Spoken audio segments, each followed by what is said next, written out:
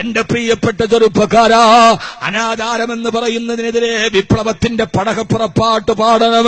മോനെ, അവിടെ വരുന്ന പെണ്ണുങ്ങളെ കാണാനും പെണ്ണുങ്ങളെ ദർശിക്കാനും ഇന്ന് ചെറുപ്പക്കാരന് സുന്ദരി പെണ്ണുങ്ങളുടെ മുമ്പിൽ ആളാവണം. അതിനെ കാണിക്കുന്ന പേക്കൂത്തുകളൊക്കെ എത്രയാ. അത് നേർച്ചയായാലും വേണ്ടില്ല, അത് നിക്കാഹായാലും വേണ്ടില്ല. വളരെ സങ്കടത്തോടെ ഞാൻ പറയാ, ഇന്ന് രാവിലെ ഫേസ്ബുക്ക് തുറക്കുമ്പോ ഫേസ്ബുക്കിൽ ഒരു വലിയ ചിത്രം കണ്ടു. എവിടെയാന്ന് എനിക്കറിയില്ല, സ്ഥലമെന്ന് എനിക്കറിയില്ല. ഒരു പുതിയാപ്പിളെ പെണ്ണ് കെട്ടാൻ വേണ്ടി കൂട്ടുകാരാണയിച്ചു കൊണ്ടുപോവുകയാ.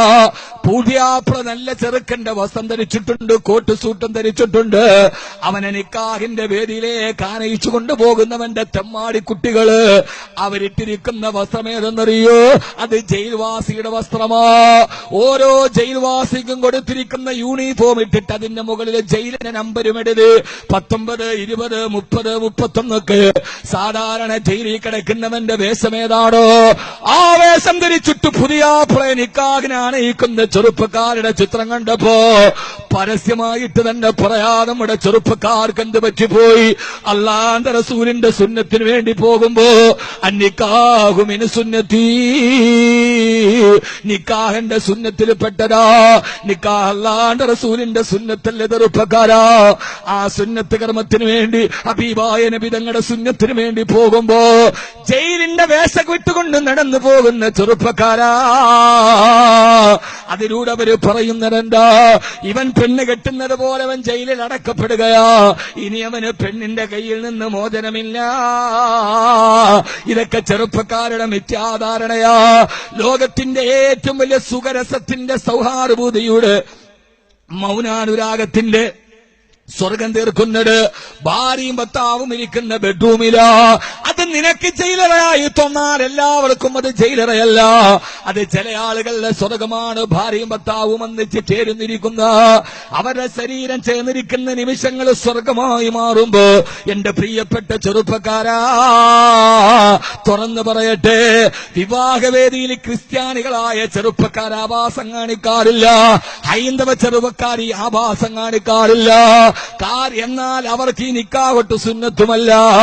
പക്ഷേ അല്ലാഹുവിന്റെ റസൂലിന്റെ സുന്നത്താണെന്ന് പറഞ്ഞ ആ സമയത്ത് ദുആ ചെയ്യണമെന്ന് പഠിപ്പിച്ചു കൊടുത്ത, ആ സമയത്ത് ദുആകളായ സുന്നത്തായ ദുആകൾ പഠിപ്പിച്ചു കൊടുത്ത അല്ലാഹുവിന്റെ റസൂൽ നബി മുഹമ്മദ് മുസ്തഫ സ്വല്ലല്ലാഹു അലൈഹി വസല്ലമയുടെ അനുയായികളായ മുസ്ലിം ചെറുപ്പക്കാർ ഇത്ര വലിയ ആഭാസം കല്യാണവുമായി ബന്ധപ്പെട്ട് കാണിക്കുമ്പോ ഹിന്ദുക്കൾ കല്യാണം നടത്തുന്നത് പവിത്രമായിട്ടാണ്, ക്രിസ്ത്യാനികളെ നിക്കാഹ് നടത്തുന്നത് പവിത്രമായിട്ടാണ്. എടാ മുസ്ലിം ചെറുപ്പക്കാരാ, എന്തേ നിനക്ക് സംഭവിച്ചു പോയി?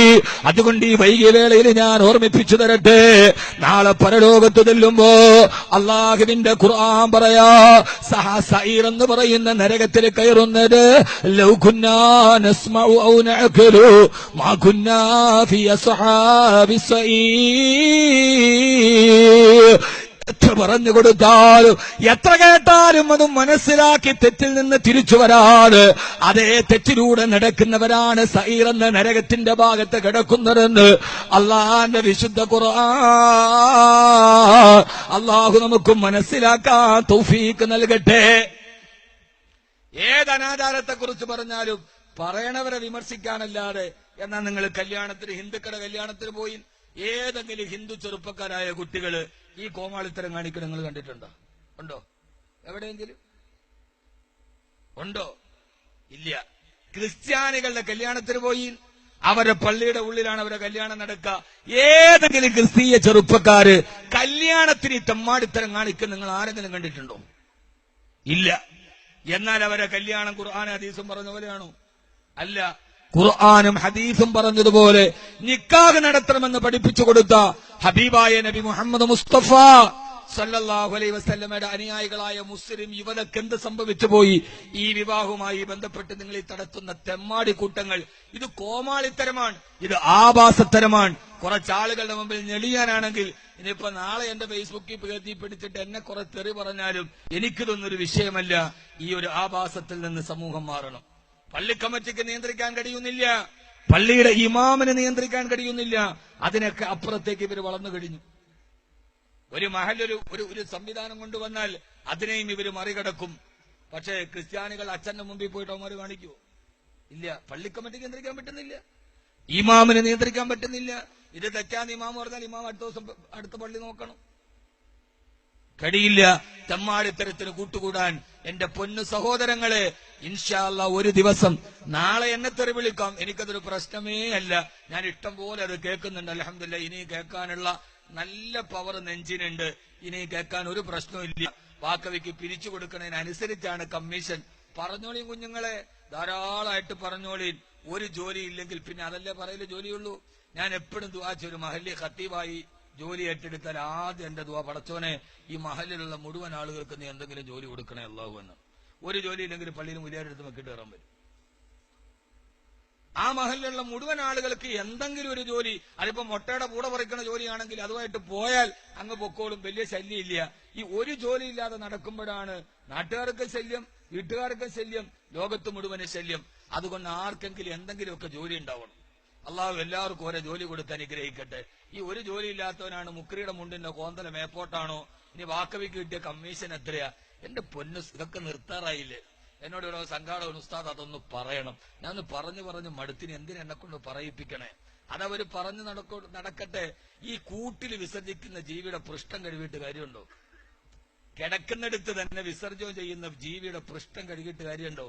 അത് കഴുകിയാലും പിന്നെ ആ കാഷ്ടത്തിലല്ലേ പോയിരിക്കൂ. ഇനിയിപ്പൊ ഞാൻ പറഞ്ഞു നോത്തിട്ട് ഇവരിത് മാറ്റുമോ? ഇല്ല, അവര് വീണ്ടും അത് പറയും. അപ്പൊ അതുകൊണ്ട് കൂട്ടിക്കിടന്ന് വിസർജിക്കുന്ന ജീവിയുടെ പൃഷ്ഠകഴുകല് വെറും പാഴ്വാക്കാൻ. അത് അങ്ങനെ തന്നെ, അത് കാട്ടിക്കട്ടെ, അവിടെ തന്നെ കിടക്കട്ടെ, പിന്നെയും ചെരിയട്ടെ, മടയട്ടെ, അതേ പറ്റൂ. അതിനെ കഴുകിയാൽ നമ്മുടെ ഈ മുബാറക്കായ കൈ പോകുന്നുള്ളൂ. ഇത് ഒതുകൊടുക്കാനുള്ള കൈയല്ലേ? അള്ളാഹു നമുക്ക് മനസ്സിലാക്കാനുള്ള ബോധം നൽകി അനുഗ്രഹിക്കുമാറാകട്ടെ. ആദരവായ